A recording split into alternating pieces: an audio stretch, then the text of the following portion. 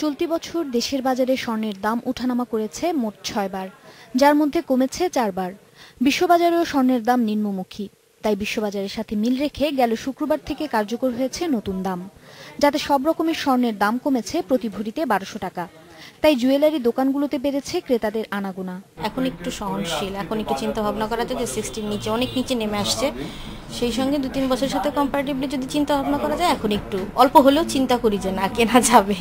একটা সময় বিয়ে বা সামাজিক অনুষ্ঠানে উপহার হিসেবে স্বর্ণের গয়নাই ছিল প্রথম পছন্দ, তবে দাম নাগালের বাইরে চলে যাওয়ায় এখন আর তা হয় না।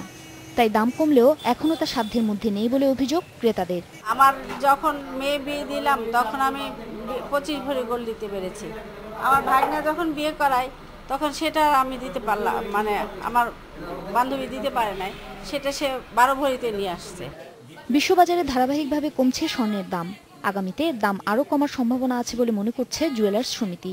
বর্তমান যে ট্রেন্ড দেখছি তো কমছে, কারণ অবশ্য কোনো বড় দেশ কিন্তু সোনা বিক্রি করে না, বিক্রি করে তো অনেক দাম কমে যাবে। আমার মনে হয় যে এখন তো ধরেন 42 আছে, যে 25-30 হাজারের মধ্যেও আসে, তাও জনগণ মনে করে ভালো কিনতে পারবে।